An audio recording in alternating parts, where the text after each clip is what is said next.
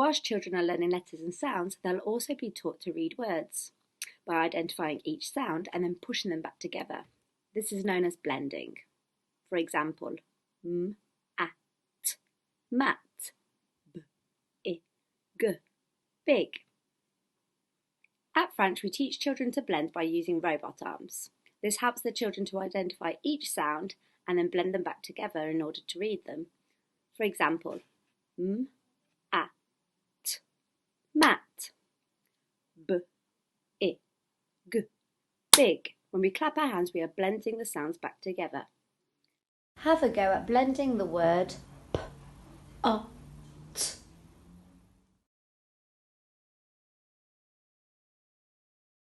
P, o, t. Pot. This stage is known as orally blending. Once the children are confident with orally blending, we then move on to the second stage, which is blending whilst reading. For example, d, a, d. Dad. It's important that we encourage the children to track the sounds as they read. We can often be tempted to add to the end of certain sounds, which can make it really tricky for the children when they are reading and writing. For example, instead of saying p, we say p. Here are some more examples of sounds without the added to them at the end. P, t, s, f, o, b, k, n, d. Adding to the end of certain sounds will mean that the children are blending sounds that aren't actually there. For example, n, a, p. Nap will become ne-a-peu, ne-a-peu. At French, we know that reading allows the children to achieve and excel in all subjects across the curriculum and goes on to support them in their adult life.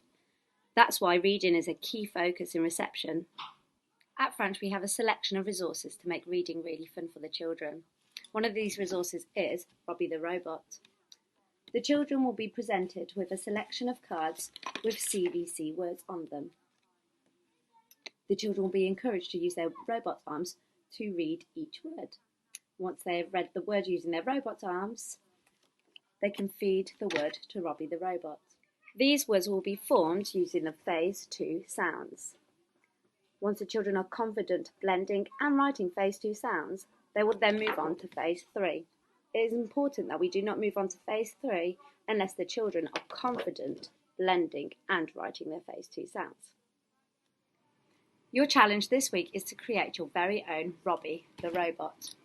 You can use any kind of box, for example a cereal box, and then create a selection of phase 2 CVC words. You can use your sound mat to help you. Encourage the children to use their robot arms to say each sound and then blend them back together. Once they're confident with this, you can then encourage them to track each sound as they read them. For example, did, d, I, d, did, d, I, d, did. The children can then feed Robbie the Robot the word that they just blended. Have fun!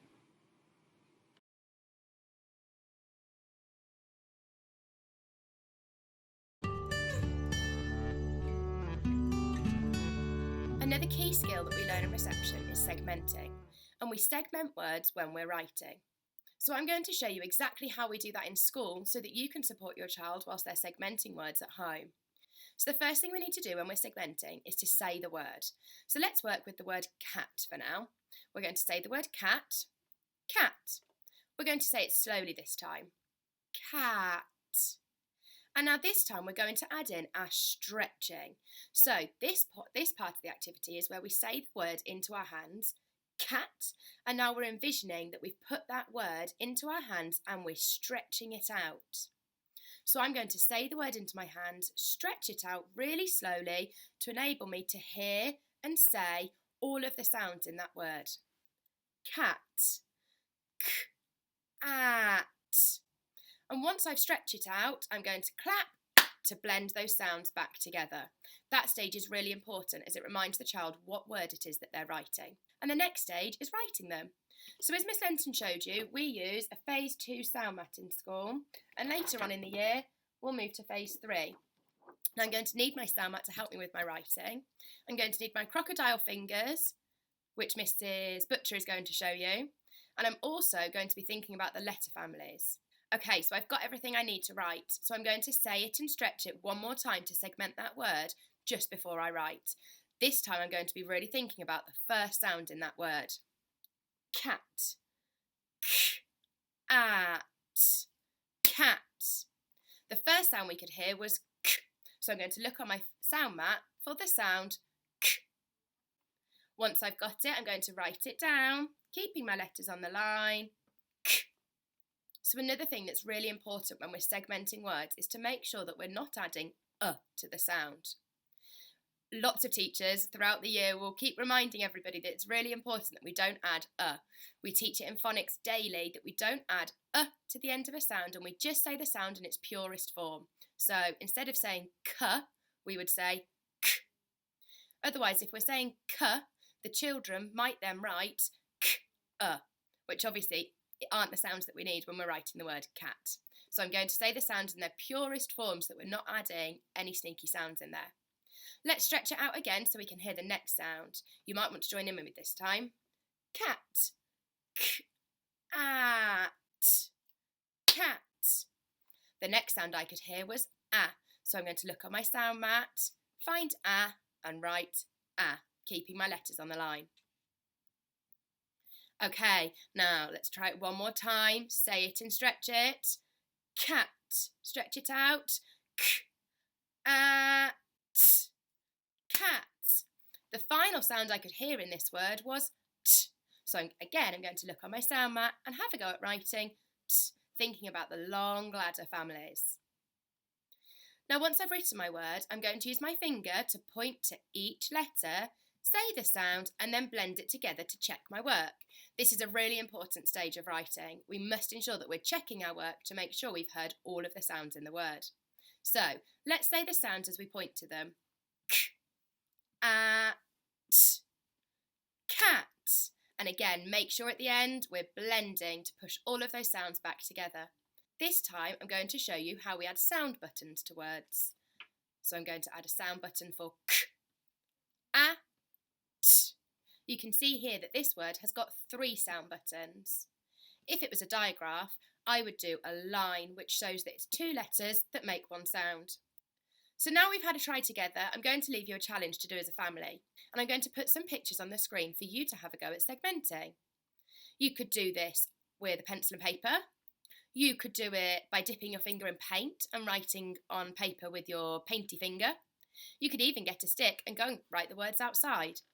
It's really important that we just encourage the children to have fun whilst they're writing, particularly this early on, so that they can build their confidence and enjoy finding a love for writing. So enjoy the challenge. Don't forget to say the word, stretch it out. You might feel silly, but it will really enable the children to hear all of the sounds that they need to write in words. If your child doesn't quite hear all of the sounds, that's absolutely fine. Just encourage them to have another try, join in with them and see if they pick up on the cue when you're saying the word. It might be that when you're doing it, they do hear the other sounds. Okay, enjoy your family challenge and I'll catch up with you soon. Bye. Pause the video here and have a go at your family challenge of segmenting the following words: tap, dog, mop, sun, bin and hat. Good luck!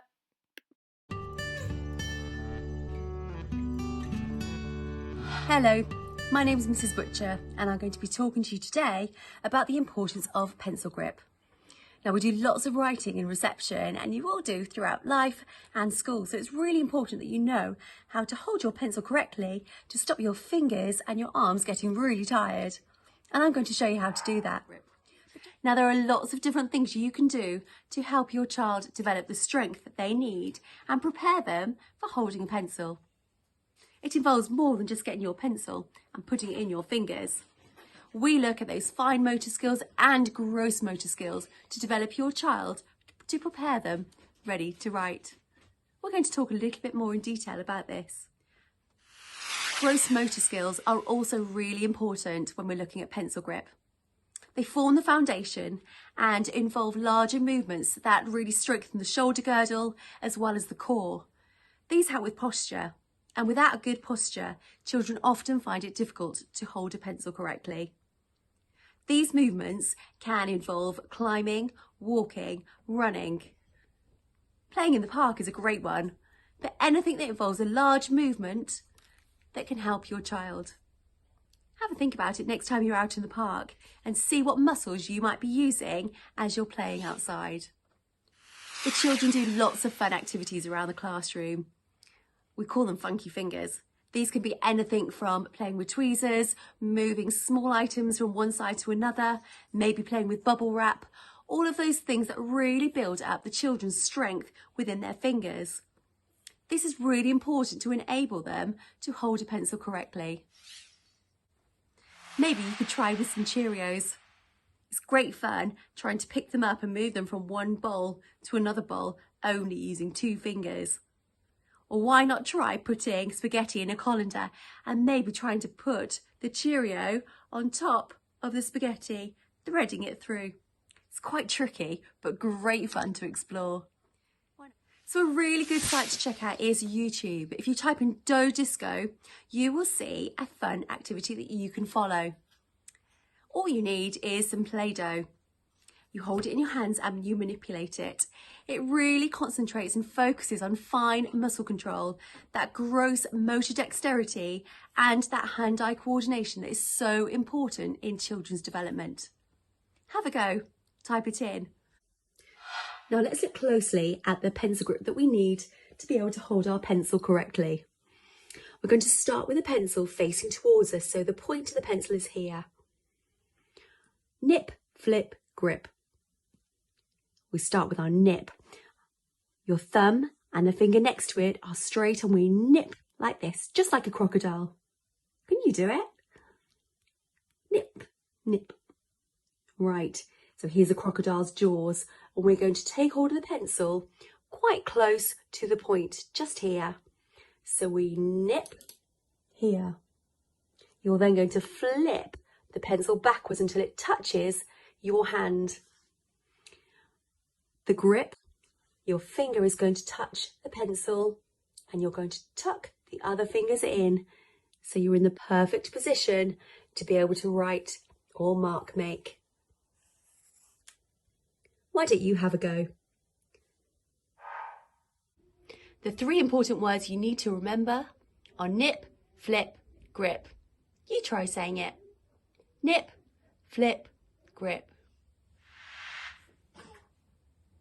And so for your final challenge, I'd like you to look around the house or outside and find 5 items that you think you could practice your nip, flip and grip with. These can be anything: twigs, pens, thick pencils, thin pencils, spoons, whatever you would like to do.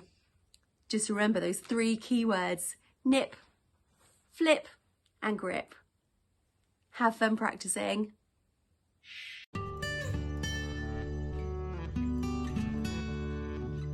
Here at Branch, we have a big focus on handwriting and correct letter formation.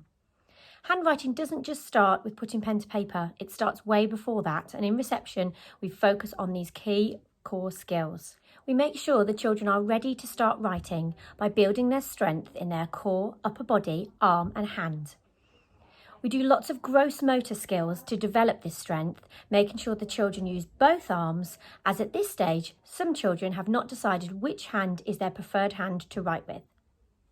To develop the children's gross motor skills, in class we use ribbons. We hold ribbons in both hands and we do up and down movements, using both arms together to start with, using the whole arm moving from the shoulder, and then we do one at a time. We speed it up and then we shrink the movements down. We also do circular movements.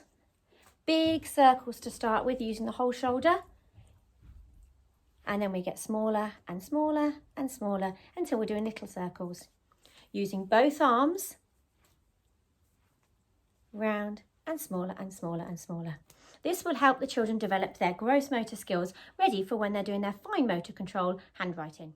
We also do lots of movements that cross the midline of our body. The midline point is a line, an imaginary line that runs all the way down our body. Some children find it very difficult to cross the midline. We do lots of exercises and activities to do this. We use our ribbons to cross over the midline above our head, making our rainbow shapes, like so. And we also do lots of arm gestures, touching opposite shoulders and touching opposite knees. It is really important that children can cross their midline, because when we are writing or reading, we track or write left to right, and our hand or our finger will move across the page, across our bodies. Handwriting and letter formation run alongside our phonics sessions. Each time we teach the children a new sound, we teach the children the correct letter formation, where to start the letter and where it sits on the line. Before we get pens and practice writing, we use our magic fingers in the air to make the letters. We do large letters and we do small letters. We think about which way round the letters go and how they look. The children practice writing on the back of their hand with their magic finger, on the floor, and sometimes even on the backs of their friends. All the letters are grouped into 4 letter families. Here they are. We have the curly caterpillar letter family, the long ladder letter family, the one-armed robot letter family, and the zigzag monster letter family. It is really important that the children form their letters correctly from this early stage, as it's hard to break bad habits.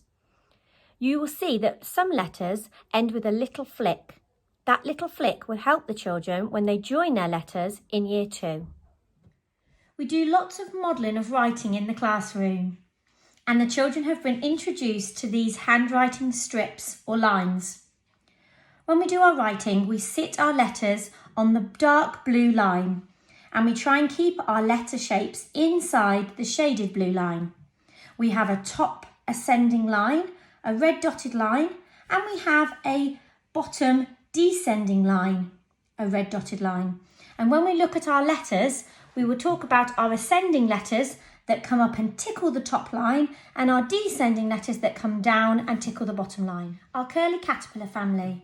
All these are formed the same way. C, A,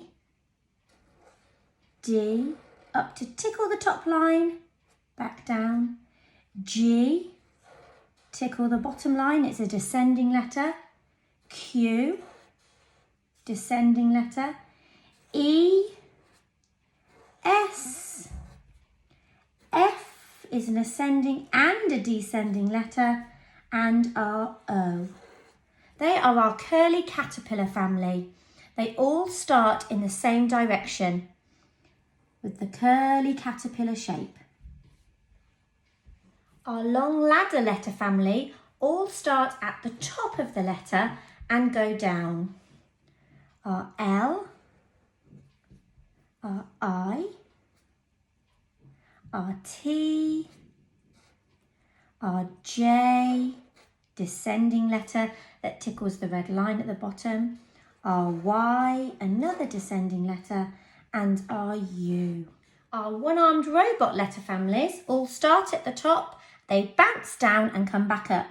So our R, down, bounce back up and over. Our B, it's a tall ascending letter, down, bounce back up and over. Our N, down, bounce back up and over. H, tall ascending letter, down, bounce back up and over. Our M, down, bounce back up, over and over. Our K, tall ascending letter, down, bounce back up, in and out. And our P, it's a descending letter, it bounces back up and round. All the letters sit on the line with their tall backs going up to tickle the top line if they are ascending letters, and down to tickle the bottom line if they are our descending letters. Our final group of letters are our zigzag monster family. All of these are formed using a zigzag motion. So we start off with our V, down, up. Our W, down, up, our X, cross, cross, and our Z, across, across, down. When we are teaching the children the correct letter formation, we start by placing a dot where the pencil starts and then an arrow to show the children which way the pencil needs to go.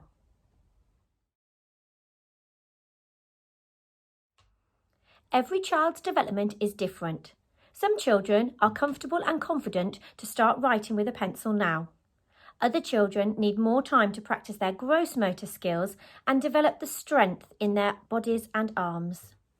The challenge I'm going to set comes in 2 parts. You can choose to do both parts or just the one. The first part of the challenge is all to do with our gross motor development. It's called Guess the Letter. You can either do it with your parents or you can do it with your siblings. One of you will need a ribbon or a scarf, and you are going to do large movements showing one of our letters from our letter families. The movements can be as big as you like, and the other person needs to try and guess which letter you are drawing with your ribbon or scarf. Take it in turns and see if you can draw them and you can guess them. Part 2 of the challenge is about developing our fine motor skills. I would like to see if you can make your very own letter family flashcards. Thinking about our curly caterpillar family, could you choose a colour and make a flashcard for each of the sounds in our letter family? Our one-armed robot family, could you choose a different colour and make flashcards for those letters? Again with our zigzag robots and our long ladders. So you will end up with 4 sets of letter family flashcards. You can then use them to play your own games and test each other. Enjoy!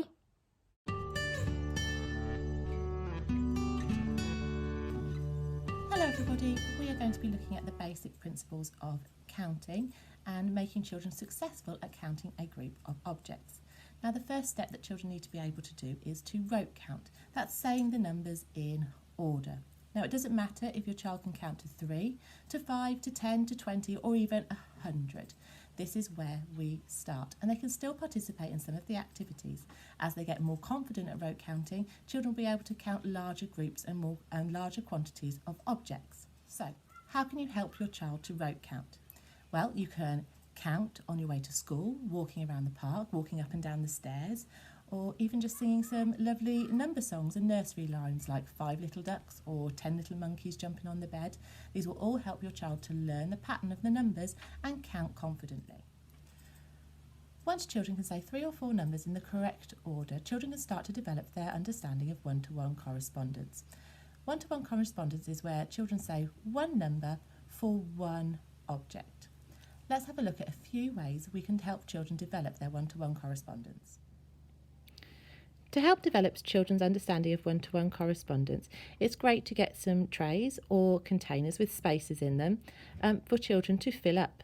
Now, when children first encounter this sort of activity, so for example with my beans here, they tend to take them and fill up the holes like this.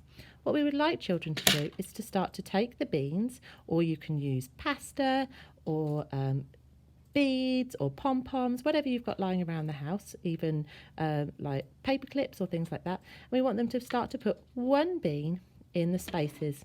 Now this is an old ice cube tray that I had at home that I've brought into school that the children use for these sorts of activities, but you can also use other things. Let me show you a few other things that I've found lying around school and my house that I use to help develop children's understanding of one-to-one correspondence. So some of the other things you might have around the house that you can use to help is things like a cupcake tray or muffin tray. This one has not been used for muffins. You can see I think it's had Play-Doh or things in it, but it's great for putting beads or conkers or things inside and putting one item in each hole so children get used to saying one number for one object. You can also use, I bought a whole load of egg boxes and I cut them up into groups of 10, but if you've just got an old egg box lying around, they're really useful to pop things in side. Now, like I said, you can use lots of things to count. We've used some beads there. I've used pasta before. I've been outside and collected a whole load of conkers for the children to count. We've got pom-poms in school. I've got some gems, but I appreciate you might not have some of these things around the house, but I'm sure in drawers and cupboards you've probably got some paper clips or some dried pasta or some beans or something like that that the children can use to count out. Even some coins. They could put one coin in each of the spaces. You could even use, they don't have to be fixed together like these are. You could just use some cupcake cases as well if you've got any in the cupboard. Another game that you can play to help children develop their one-to-one correspondence is by using a paper plate. Now, if you haven't got any paper plates at home, you can just cut a circle out of some paper if you've got some handy. I like to draw lines on it to cut it up into sections. Now, this paper plate I've cut into 4, but you can adapt it to your child. If you want them to practice bigger numbers, you can cut them into 8 or 7 or 10, or if you think your child's not quite ready, just do 1, 2 and 3. That's absolutely fine. Then find some old clothes pegs, and the children have to peg one peg into one of the sections. So there we go, like this and like this. So it helps them to develop their one-to-one correspondence. You can then practice counting, making sure you're saying one number for one peg. Perhaps you'd like to pause the video now and go and raid the cupboards and see if you can create one of those activities for your children to play with at home. The next step for children to become successful counters is for children to start to move the objects. Quite often when children come across a group of objects that they want to count, whether it's counters or toys, they often point to them but don't move them. So let's have a look at what we can do to help them. Here I have a group of our counting dinosaurs from school. Now they're all on top of each other. Now I haven't got very many here, so it might be easier for me to count them without moving them. But when we get onto larger numbers, children often find it difficult to count these objects. They often accidentally count one of the dinosaurs more than once. So let's have a look at what we can do. The best thing to do is to get children to move and say the number as they count them. 1, 2, 3, 4. Children can then easily check without worrying that they're going to count one of the dinosaurs more than once. 1, 2, 3, 4. I like to get children to put them in a line as well. It makes it very nice and visually easy to see where you can start counting and where you end.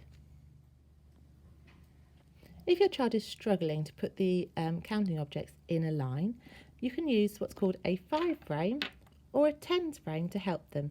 Now I've made these on the computer and laminated them, but you can easily just draw these on a piece of paper at home, or you can find loads on the internet which are easy to download and print. Now I've put my dinosaurs on that we've already counted, so we can see that we put one dinosaur in one of the squares, which will help us put them in a line and count. Now with my 10s frame, I've got some of my gems here. I can put them on to help me with my counting. So we can do 1, 2, 3, 4, 5, 6, 7, 8. You see, it's helped me organise my objects so it makes it easier for me to count. You can also start to talk about the relationship between numbers. I know I've got 8 beads here, but I can see I've got 2 spaces. I know there are 10 all together. That must mean that 8 and 2 makes 10. Here I've used an old egg box to make a 10s frame with 10 spaces. I've put my objects in the holes to help me count them. Now here, I haven't used objects that are exactly the same. This is another great way to help your child realise that we don't always have to count the same objects to find a total. I've still got 6 all together, even though I've got a mixture of conkers, pom-poms and beads. But when I count them, I've still got 6. 1, 2, 3, 4, 5, 6. If you're using a tens frame or a 5 frame to help your child count, don't worry about how your child places them in the tens frame. It doesn't matter if you sort them like this, or perhaps your child will move their objects and put them like this. It's just there to support putting one object in one compartment and making sure you're saying one number for one object. I hope that's been useful and you've got some ideas on how you can help your child become a super counter. Now why don't you pause the video now or at the end of this clip and go away and see if you can make a tens frame or gather up some objects that you can practice counting at home. If you want to make it more fun, why don't you put different amounts in little bags and help your child to count them. If you're really good at counting, why don't you make your own number cards? You could start to match your numeral to the quantity within the bag. I've got Elmer here with the number 4 on it. Perhaps you can have a go at finding 4 things around your house.